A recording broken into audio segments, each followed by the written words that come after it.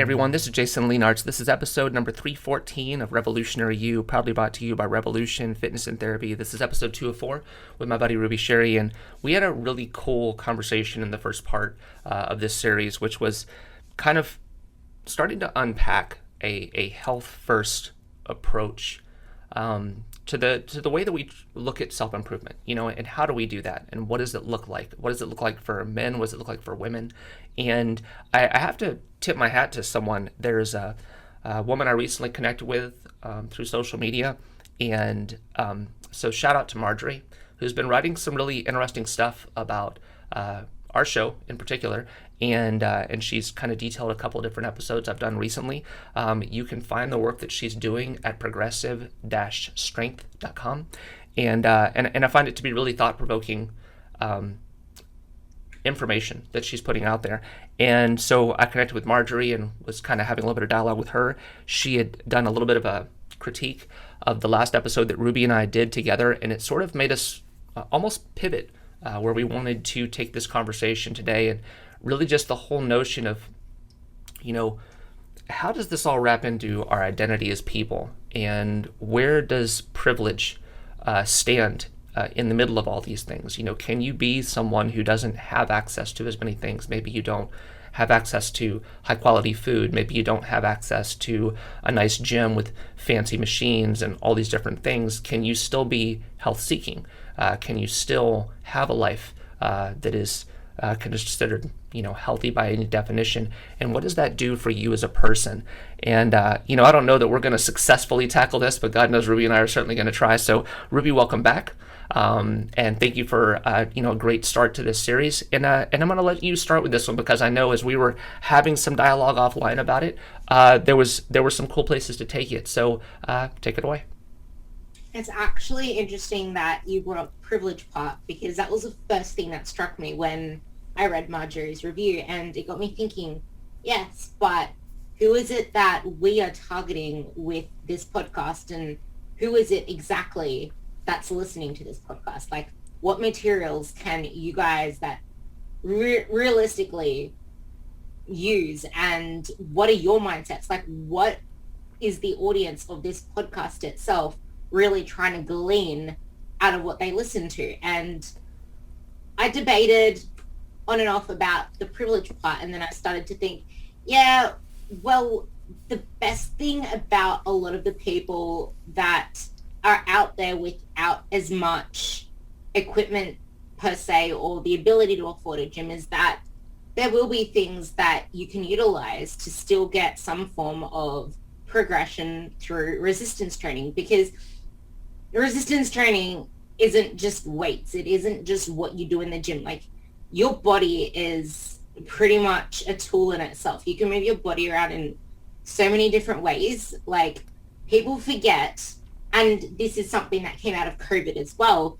You could see all of these, because I'm also in like different coaching and personal trainer type of groups online, and people are just lost for words on how to program their clients around all of this. And I'm grateful through my education and through the mentorship that I've done, I don't rely on just barbells and dumbbells for my clients. Like, I was able to do pretty damn good progressions with just a body or just bands.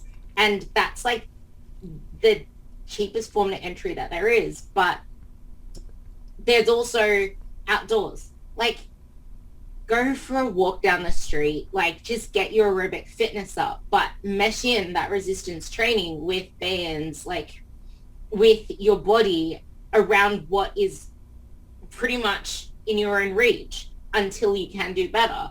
But pivoting back now to the audience of this show and what they will be getting from this, I actually fixated on one particular part of the review, which was on its health first approach, but there was still the mention of, yeah, I was mentioning calories. Yeah, I was mentioning fat loss, because they do come in part and parcel with what health is.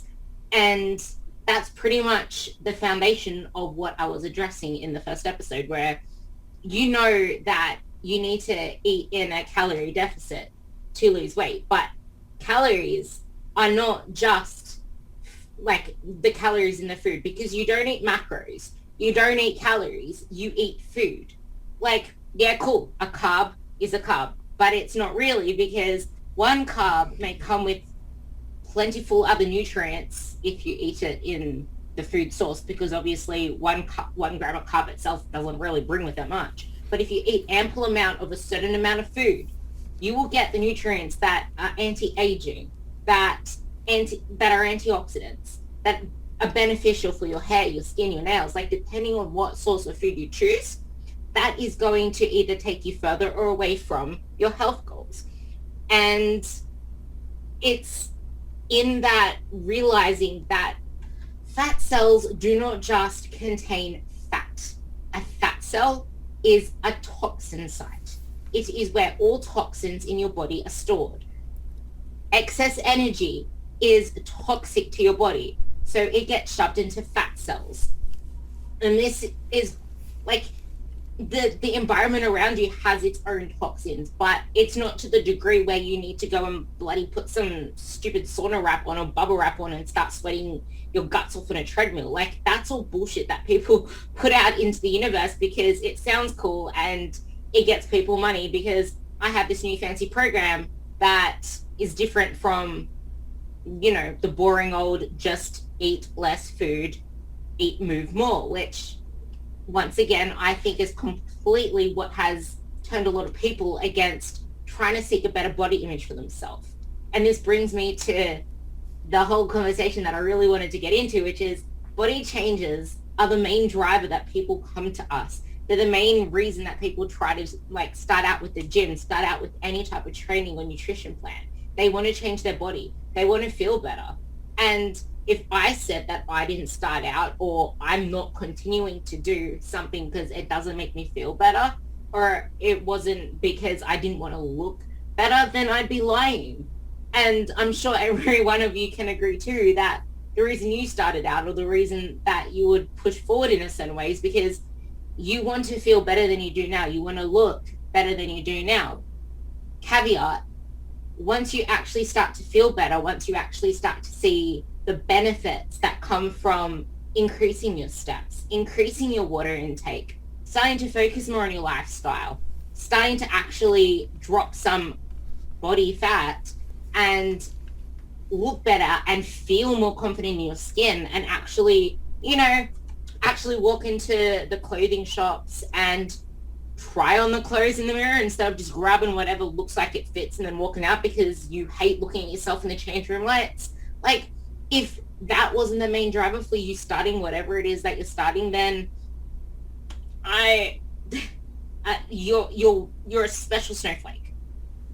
It's when you start to feel those differences that it becomes more than just a body, like chasing a certain body or chasing a certain number on the scale. It becomes so much more than that. And it's something I've witnessed in my own clients as well. Like, they'd come to me hating their little extra poof on their stomach, or wanting to lose this, wanting to lose that. But when they actually address the mind with the body and not just try to address the body, it becomes so much more than that. And I actually had a client today in a conversation say to me the same thing that I said in my conversation, which was, when you start to just focus on the process, not just the progress and not just the result, it doesn't become a chore anymore, and it doesn't become something that you fight yourself to do, because it's something you just do because you know that if you did the alternative, you're not going to feel full of energy. You're not going to feel that strength within you anymore.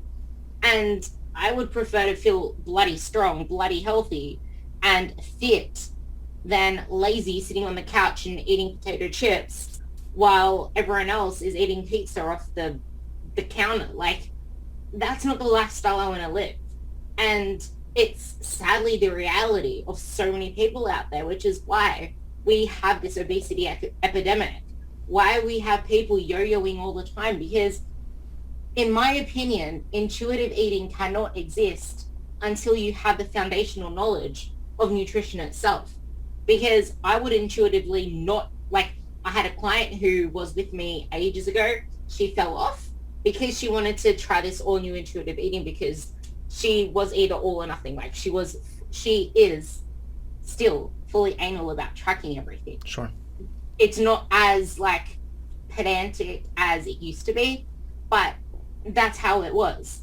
So she wanted to flip the total coin and go intuitive, and she ended up pretty much looking like she had an eating disorder. Like she was that, like eaten away, lost all the muscle mass and all that. And she came back to me a year later crying on a video chat saying that she wanted to join the team again and just get back into the tracking. And you have to know yourself. And this is the thing with social media. Like every time you read something, it's a biased opinion.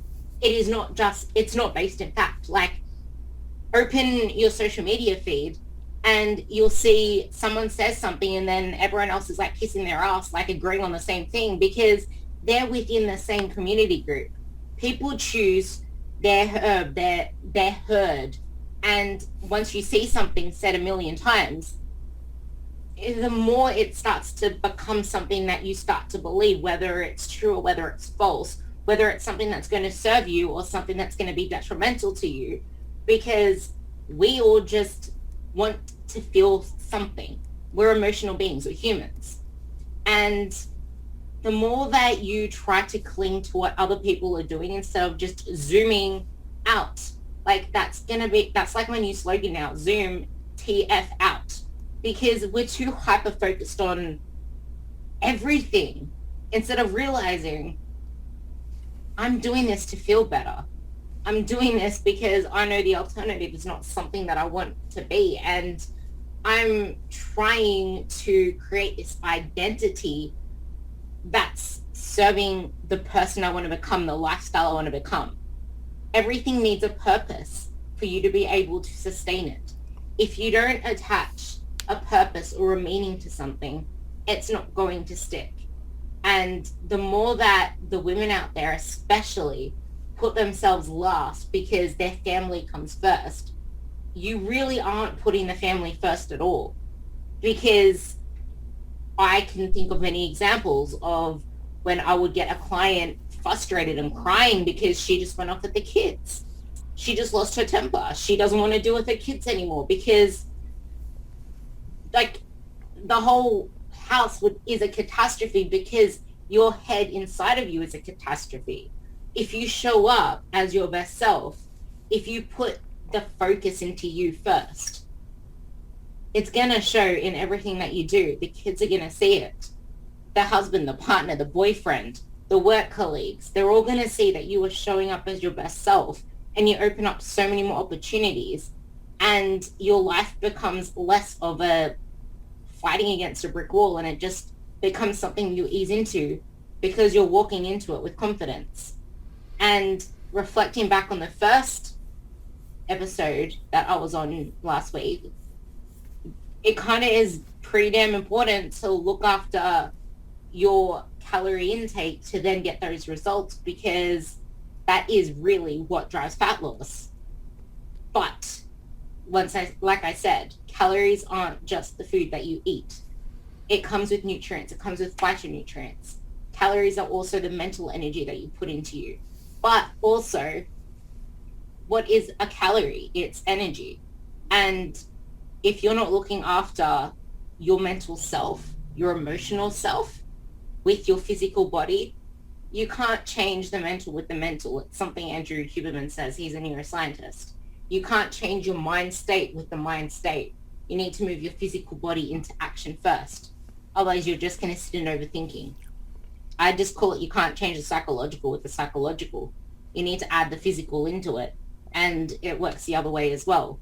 You can't change the physical without looking after your physiology, which is the health state of your body, and the mental. Because a calorie deficit probably won't be a calorie deficit. Like the calorie deficit on paper won't be a calorie deficit if you're stressed out, if you're not sleeping. Because although you calculated, let's just say 1,500 calories, because it's the easiest thing to say, 1,500 calories is your calorie deficit. If you're stressed out, if you're not sleeping, you're going to be moving less during the day. So yeah, maybe it was a calorie deficit to start with, but because you're so stressed out, because because you're tired, you're not sleeping properly, you're not moving around as much. You're not able to put in as much performance into the gym. You're not you're not actually picking the right foods for your body, because when you're stressed out, your body is going to crave more sugar, more fast energy. That's going to have a trickle down effect into everything else your body does. Your gut health, your digestion. And I was listening to a podcast today on my run, and he said two things in the same sentence, which really triggered me. It doesn't matter what you eat.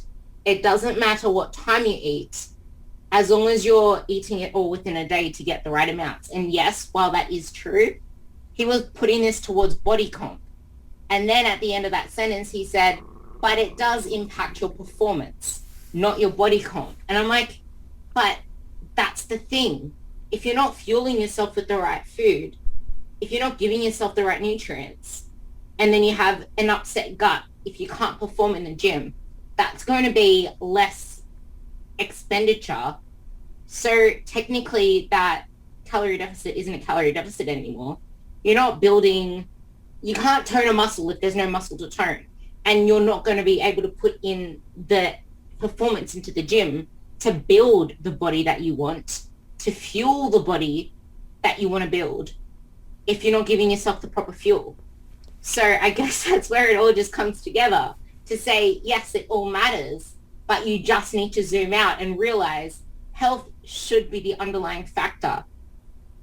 The body changes. It's okay to want to change your body. And it's almost like it's frowned upon now when people actively want to change their body or actively want to lose fat, because this body positive movement has swung the pendulum in the complete opposite direction instead of just meeting in the middle. Like, body positive is being happy with where you are at now. You can be happy at every size, but it doesn't necessarily mean you are healthy at every size. But that's kind of how it all ties in together. And there are some people that can exist at the higher range, and there are some people that can exist at the lower range. But what happened to the messy middle when it comes to talking about what people see online or approaches people want to take? We should all be supporting each other and not becoming zealots and shooting people down for what they actively want to pursue, or their choice of diet or their choice of training. I guess that's the best way to tie it all together to even start the conversation, which was... Yeah, I mean, there's a few different directions I want to go with this, and sort of piggybacking on some things you were talking about before. And I'll follow my own sword first. You know, when I think about my entry point into fitness, it wasn't sports like a lot of people. And not saying everybody falls into fitness that way. You know, some people are, high school athletes, things like that. And that's their introduction into, okay, well, I played high school football. And so therefore we went to go work out, and I really got got bit by the bug. And so now I'm this fitness thing. For me, it started after I'd already started drugs, and I'd already been addicted to drugs for a handful of years, before I kind of had that catalyst moment where it was like, oh, I don't feel well. I don't look well. Maybe I should start lifting weights. And so that was the first thing. It wasn't you should get clean. It was you need to do something to improve your body. And so here I am, just chock full of drugs, and walking my skinny little ass into a gym and going, okay, I think I'm gonna lift some weights. Actually, and let me say this appropriately. I think that the first thing I did was I bought a bench and some dumbbells just to have in my apartment at the time, and then I got into a gym after that because I realized I needed more. I needed more than what I had, and so you start doing things in stages. You know, it's like what are you mentally equipped to do right now? Well, at that time, in my mind, I was not mentally equipped to stop using drugs, because at that point I hadn't convinced myself that I had a drug problem. But movement, coming back to what you said about, you can have this psychological thing happening, where my mind was trying to fill a void, and I thought drugs were what was going to be what would fill it. But I started doing this physical thing, which is moving the body and getting something positive happening for me. And so fitness was sort of like the first outlet. And then you start to do things like, well, maybe I need to eat better. Maybe I need to do something like fuel this body differently. I'm going to start kind of like take your words and sort of put them back into this conversation. I'm going to start to feed my body a little bit differently. So that's where it became things like chicken and broccoli and rice, those quote unquote healthy foods that we eat when we're trying to improve our composition. And then all of a sudden, like lo and behold, many, many years later, it's like, maybe you need to get clean. Maybe this is no longer your identity. You're no longer the drug addict. And of course, those of us who are in recovery, we always have to identify as addicts. We'll always be addicts. So you're just kind of trading one thing for another. And I'm giving that as a blanket term. Some people may successfully remove all addiction from their life, but I haven't met that person yet. But I also want to think about this from the client perspective too. And, Ruby, you can probably attest to this as well. It's not uncommon for me to have someone who comes to me for weight loss, and we talk about the things that it takes to make that happen. What needs to happen with food, what needs to happen with movement to create an energy deficit. And they hear it and they know it, but they're not there. So what they have to do, whether they realize it or not, is they have to just start showing up. They have to start making their appointments at the gym, whether that is with a coach or they do it on their own. They have to start showing up for themselves. They have to make that consistent. They have to start finding ways to get creative with things like progressive overload, with whatever method they have available to them, whether it's body weight or bands, or it's machines or it's dumbbells, or it's barbells or it's kettlebells, or whatever. And then when the time is right, then all of a sudden it's like, you know what, I'm in a pretty good headspace right now. I've been doing the physical things. I've been showing up at the gym. I've been making that a consistent part of my life. I've been feeling a little bit better because I'm moving my body. I've been getting stronger, which makes me feel more confident, which makes me look forward to going to the gym or whatever my athletic endeavor is of choice, which could just simply be running. Now I think I'm in the place where I can start to focus on food for the next piece of this puzzle of body composition.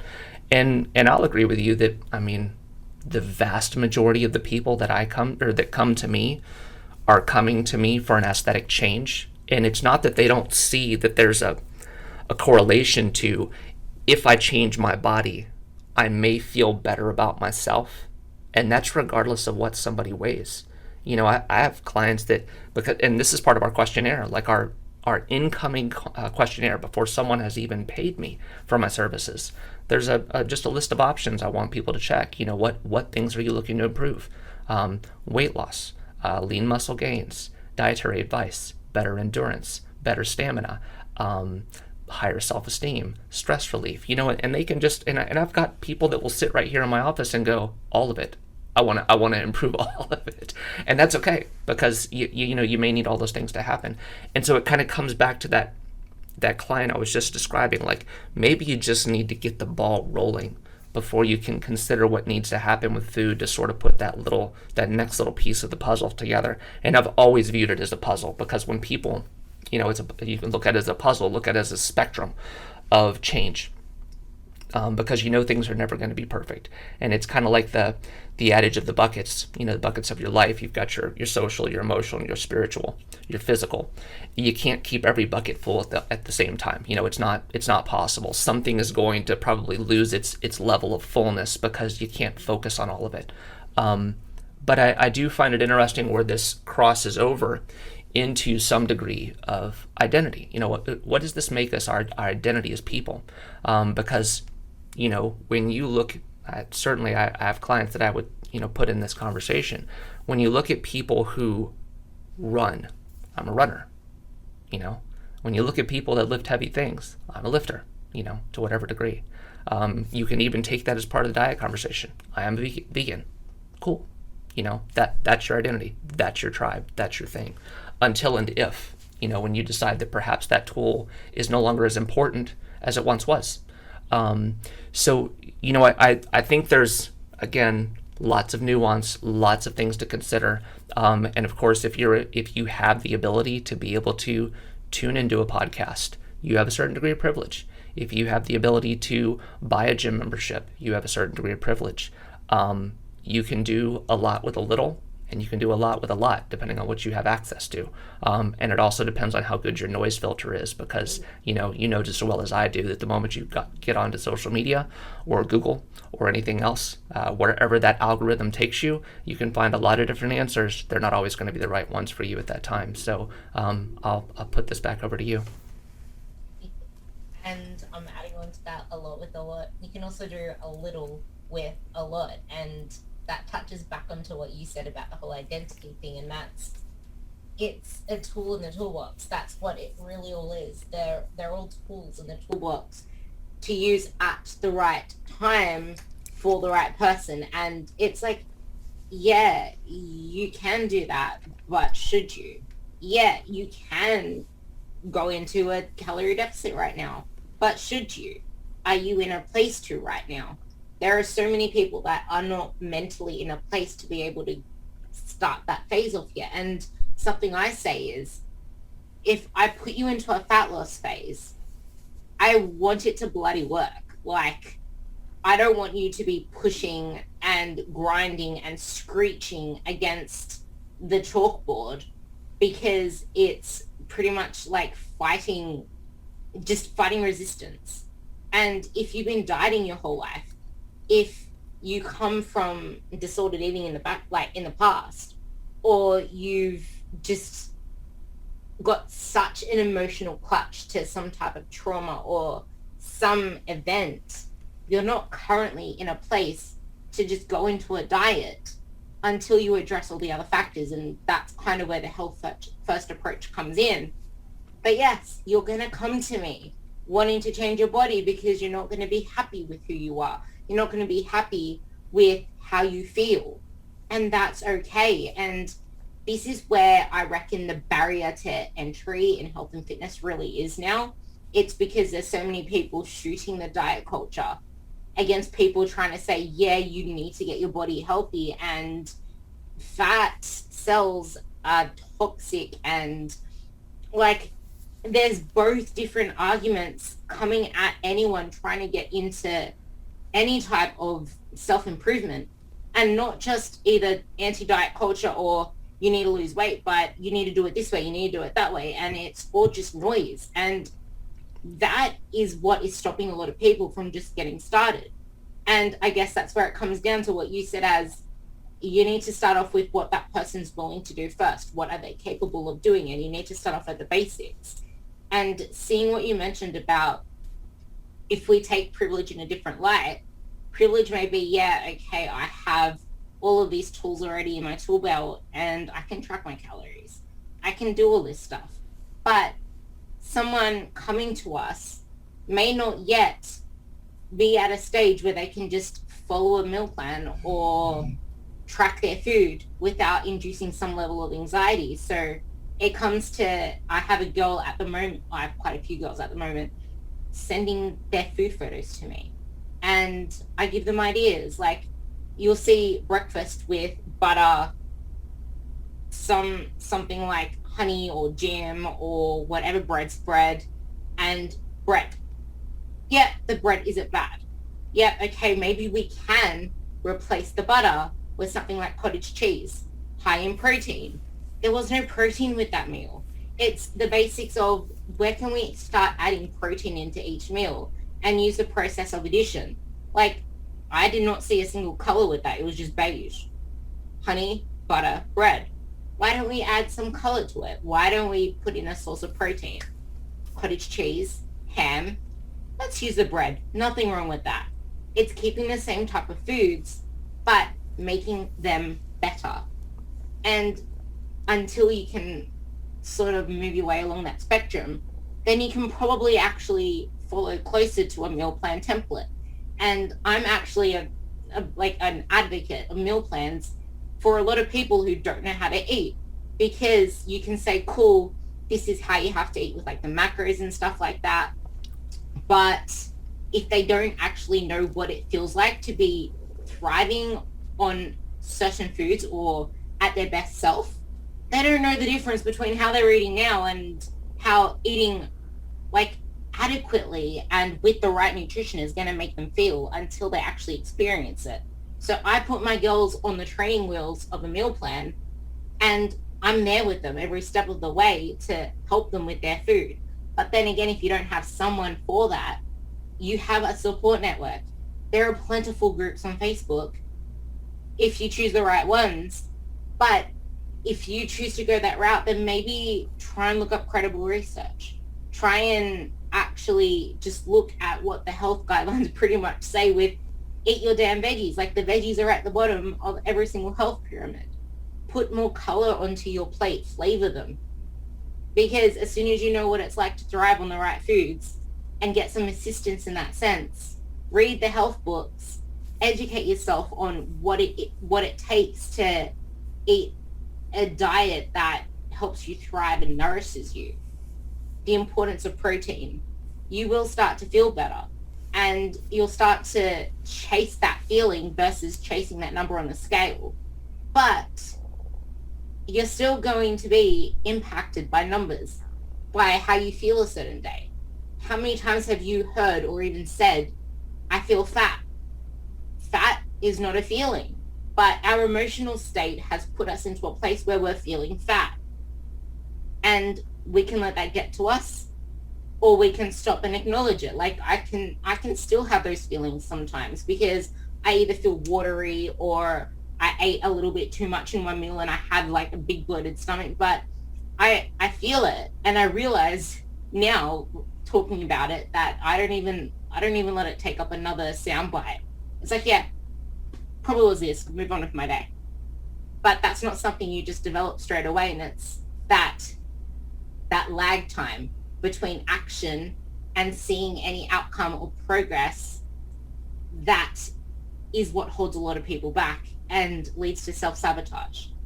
And this is, again, where identity comes in. You need to start asking yourself better questions. Why am I feeling this way? What triggered it? Whenever my clients come to me with some type of off-plan meal, or they say they cheated, or any type of thing that is not how it should be, in quotation marks, I don't say anything in response or give them an answer to anything. And if they ask me questions, I don't give an answer. I ask them a question back. Okay, so how are you feeling before that? They may ask me another question. They'll reply to it and then ask me something else, or they'll say something else, and then I just throw back another question. Okay, and how do you feel now? What could you have done better? It's asking the questions that can actually get deeper into the root cause behind why something slipped up, or why you feel like you failed. Because a lot of the time our feelings of failure weren't even that bad, but we dramatize it so much that if you didn't actually make that contact point to reach out to someone, you could have just punctured all the other tires and went spiraling down. And that's where getting the ball rolling with questions is the most powerful thing you can do. We don't question ourselves enough. And as that quote goes, we have 2 ears and 1 mouth, because we're meant to listen more than we speak. But what happened to listening to yourself? It's not just about listening to other people. We hardly ever truly listen to ourselves. That's why we're so overwhelmed. That's why we get so stressed. We have shit going on in our head until the cork flies off the top and it explodes like champagne everywhere. We don't listen to ourselves. We don't talk to ourselves unless it's in a negative way. We don't have healthy debates with ourselves. And that's the key to forming the identity that you want to create, because you're creating that identity through questioning. Is this the person that I really want to become? I had another client example. I never used to call myself a gym person. And I just realized that I've been going to the gym for the past couple of weeks. Like, I'm a gym person. That's weird. Did I just say I'm a gym person? Like, this is the thing with identity. Like, identity can be the death of us as much as it can help us. With me, because I am an addictive personality, like you mentioned you were, I cling to certain things, and I will cling myself to an identity. And that's why it's even more important for me to do the self-talk, to do the visualization, because otherwise I find it hard to shift my state of being. And the way that I challenge myself is through challenge. I was against running. I was against doing a lot of things. And because I hated running so much, I'm like, this is a challenge for myself. This is something that I will actually feel even better at the end of, because during the run, it's freaking hell. And this goes for getting yourself into consistency. I have never really spoken about this type of thing before, but I come from a very disordered eating background. And that is what pushed me to where I am now, because I did not like the state I was in. And yes, my hair was falling out. Yes, I was lethargic as hell, and I had no endurance capacity to even walk for a long period of time because I would get sore, and I was shopping in the kids section for everything. And that made me feel not how I wanted to feel. And I did not like how I looked in photos because I thought I looked like a clothes hanger. And that's the thing, like, we go through and grow through so much. We grow through what we go through. And if it wasn't for that and building myself up to where I am now, I wouldn't have as much appreciation for just the fact of being fit as well. Like, that obsession with, I guess, wanting to manipulate my body in a certain way that way, I will never say that going into bodybuilding and all of that stuff actually made it worse. It's been like a tunnel into where I am now. And that can pretty much work for anyone that's been through any type of trauma in the past. You are not your struggles. The struggles are there for you to serve you. They are there to grow you in ways you couldn't imagine. Because, yeah, you may be struggling through this certain part, but once you reframe it and ask yourself certain questions, the driving force becomes that much stronger for you to become your best self. I hope that kind of makes sense in a way, because it's like, you know that you don't want to be where you are now. You don't like how you feel now. But if you're going to stay so stuck in your head that you don't put those words on paper and try to figure out, this isn't who I want to become, this isn't what I'm enjoying, and you start to actually put the enjoyment back into your life, into life. Like, it's about life. And you don't want to stay clung up on, like, bad marriages, for example, because I know a lot of people that have been through domestic violence relationships, and they let that dictate their worth now, and Sure. It impacts so much of, like, how they can move forward because they're still clinging on to their past so much. But it's like, no, you need to realize you grew through that. You are not that person anymore. And you have the power to actually say, I am fit. I am not this person anymore. I am, like you said before, I am vegan. You have the power to change that to, I am something else. But that was just an example. Obviously, it's a completely different ballgame there, but you have the power to say, I'm going to actually use some practical examples that you can use now in your day-to-day life. And that's, you might say, I just demolish a whole Tim Tam packet when I open it. Okay, so what would you rather do? I just want to be able to stop at one. Okay, so you're the person who can eat one Tim Tam and leave it there. Like, you need to visualize yourself picking up the Tim Tam, eating it, putting it back down, and maybe having a different out, like a tea, instead of the packet of Tim Tams to finish. Yeah, it's, the other thing that I'm gonna try to put a bow on this. There's one other aspect of this that I want to look at. We're talking about how this all relates to our identities and how we have to ask ourselves better questions for essentially better outcomes. I look at a couple different things. I look at everything as essentially like a tool or a stepping stone. So wherever you are, whatever that first step is that you take, it's probably beneficial if it gets you some kind of positive outcome, if it gets you out of the chaos in your head, or helps you process the chaos in your head. And I have a client who's been with me, my God, for I think 7 years, and she's an accountant and a financial advisor, and she came to me in January, which is, right before the shit's about to hit the fan in the US in terms of like when, all the tax stuff starts to ramp up, and that's when accountants get super, super busy. And she goes, I'm not coming to you for weight loss. I'm not coming to you for anything with regard to my physique. I need stress relief. She's like, I do trail runs, but that's not enough. I know I need to be lifting weights too. Okay, cool. So, in all the years that she's been coming to me, I think we've only had 1 or 2 conversations about her diet.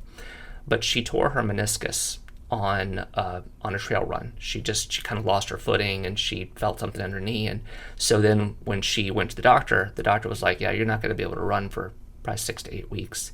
And she was just shattered. She was like, what? Like, you're taking this thing away from me. You're taking this like stress relieving thing that I've always been able to rely on, aside from being able to strength train, and now I can't do it. And she came in and she was just, really upset about it. She's like, what am I going to do if I don't get to run? I was like, can you row? Can you do the bike? Like, are those pain-free movements for you to do that your doctor will approve? And she's like, I'll ask. So then the doctor said, like a lot of doctors will say, let pain be your guide. But based on the way that you tore this, you're probably going to be able to heal on your own. Just don't go jumping and running and doing all those other, crazy things. And so she just started rowing. And it wasn't her favorite thing, but it was something to accomplish the same goal of stress relief. There was still cardiovascular movement. And she was like, okay, at least now I have this thing. So, when we become so entrenched in that identity that it becomes difficult to shift out and go, okay, what can we replace with this when we can't do this? Like for myself, I've had 2 significant back injuries. So lifting heavy from the floor, not really in the cards for me anymore. And that was a tough thing for me to deal with when I dealt with it. Now, I've got complete peace of mind about it. Does it bother me that I can't do those lifts? Of course it does. Am I going to lose sleep over it? No, I'm not, because there's so many other things for me to focus on. There's so many other ways for me to go, I can improve my strength like this. I can improve the way that I feel about my fitness through this. It doesn't have to be this particular movement. I had no dreams of, competitively lifting. So, that was something where I had to shift my priorities. Okay, what's most important to you? Is it most important to you for you to push this number and to be able to do this thing? Or is it more important for you to be able to say, do your job, hold your kids, hug your wife, all these things that, we don't think about that are impacted by our physical body until we're injured and can't do these things. So I want to finish on that. Like, your thoughts on an identity pivot when it's necessary to do so. The pivot is the perfect word to use, and that's how I kind of really wanted to go before when I was talking about I was in that state of identity of I had that disordered eating, and I pivoted into putting that focus, that hyper focus on my health, on my food, into something that's actually going to make me feel different, but in a better way, because I didn't like how I felt back then. But I was hyper focused, like you mentioned about being entrenched in it, on the foods that I was consuming. And I moved that into, okay, so I'm lifting weights. I need to actually start eating more protein. I was kind of vegetarian then. And it was through that I started to feed myself more, because I started to realize I'm lifting weights now. I need to feed my body.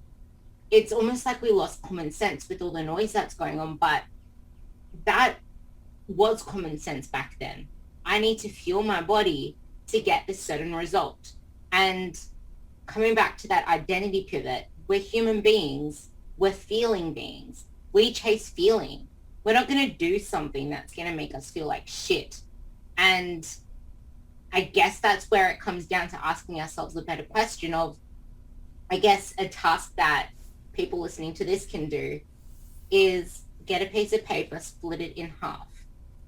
On one half, write down what it is that you enjoy doing. How do you want to feel? And really get just drowned into that process of feeling it all. Put it all into paper. Leave it. Come back a little bit later. And then maybe a day later, so you're not still in that fantasy world that you just put yourself in. And write down how you currently feel. What are the things that are currently taking up your life? Where are your thoughts currently going? You'll be surprised that most people have 70% of it body focused, 70% of it obsessing over their body. Is that really how you want your life to be? Is that a life worth living? Or would you rather put that into, okay, I want to have more family focus now. I want to have more relationships. I want to just not make health and fitness so much of my life, which is the whole theme of, think of the pyramid, like the health and fitness pyramids. I have one where it has a cylinder down the middle, and that's the health pillar. That's the identity pillar. That's the feeling pillar. Because no matter what we do, no matter what is the biggest priority, it all comes back to how it makes us feel. And if we aren't in a healthy body state, we never really feel that good. If we're bloated all the time, we never really feel that good. If we don't have a lot of energy to keep up with the kids, if you just yelled at your toddler for having its usual toddler tantrum, you're not going to feel that good. You're going to feel like a failed parent. If you failed a freaking set at the gym, you're going to let that get to you because you're not feeling confident within your body, and that's not going to feel good. So everything that you do that is food related, that is fitness related, is about feeling a certain way.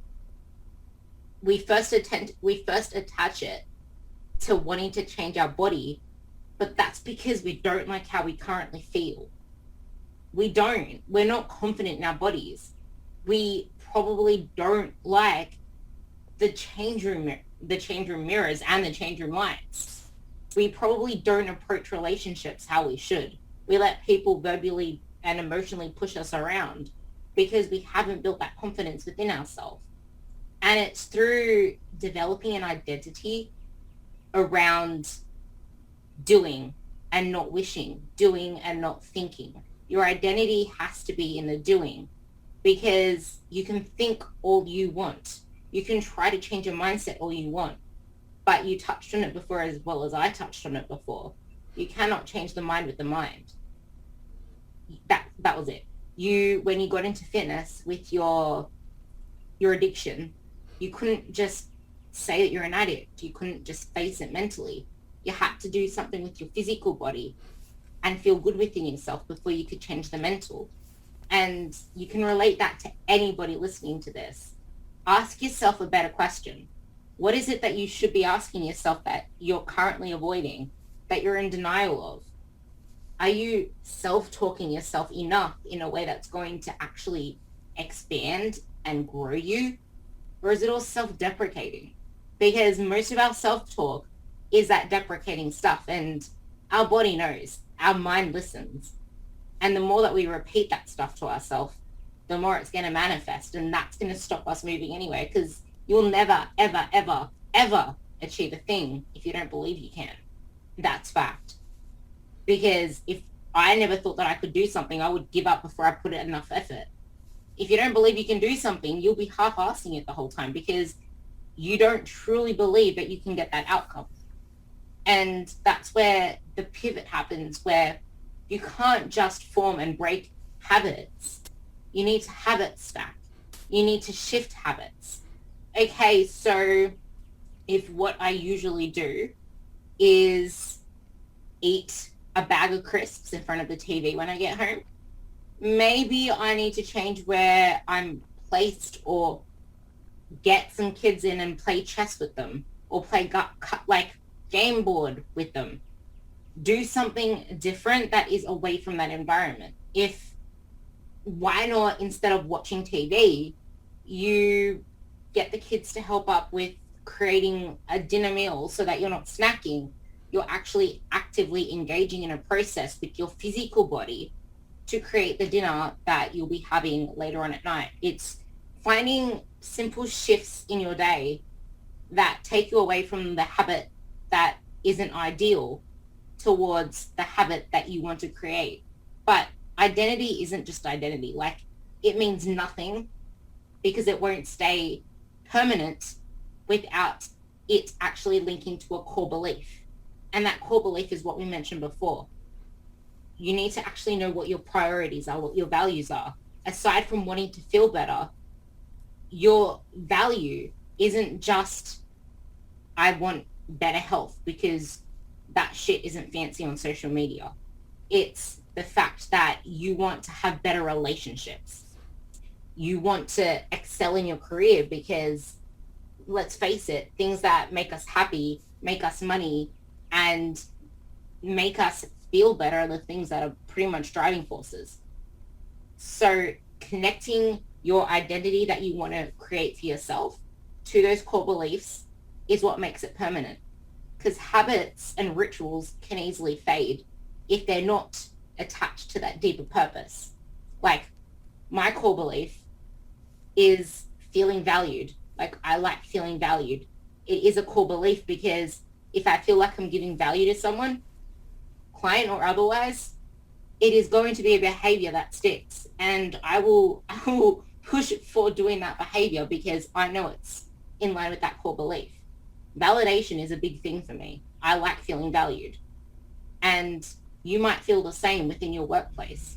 What is it that makes you feel valued? Really get down to that paper that you just made of how you want to feel and how you currently feel. What habits and actions you're taking now, and the ones that you desire to actually carry out, and look at them, cross-reference them, see where you can start making some changes. Because as soon as you can connect that feeling that you want to feel to other habits outside of, it's just the fact that I'm doing the ultra run or the trail runs, but realize there are other things that bring you that same joy, you're no longer confined to just that one simple act that takes up your whole life. Zoom out. I'm in lockdown still, and we're probably going to be in lockdown for another 6 weeks. Some people are losing their minds. If I'm losing my mind about anything, it's not my health and fitness, because I'm just doing what I usually do because it makes me feel a certain way. And I've increased other things that I do that make me feel validated because I like feeling validated. I'm trying to get on more podcasts. I'm trying to get more podcast guests. I'm trying to put out more social media content because I'm providing value. I'm asking more questions to other people to see how I can help them. I'm being more active in Facebook groups. I found things that align to my core belief to make me feel the way that I want to feel. So I'm going to leave that question with you guys. What is it that you can do to make you feel that little bit better? What are your core beliefs? What is it that makes you tick? Who are you? Or are you too drowned in society's voices? I think that's a great way to end it. What incredible questions. I love leaving people with action questions. Hell, I did a book of that.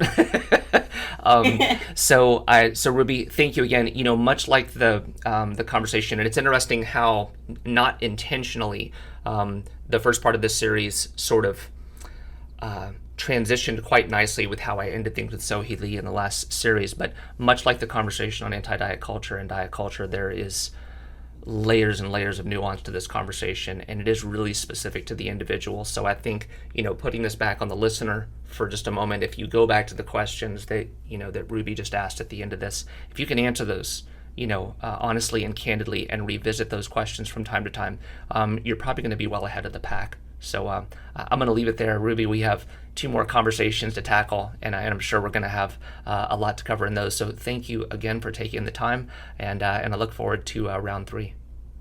Thank you for having me back on. My pleasure. For those of you listening, hope you have an opportunity to download, subscribe, share with your friends. If you have an extra moment, please leave us an iTunes review. We will catch you next time.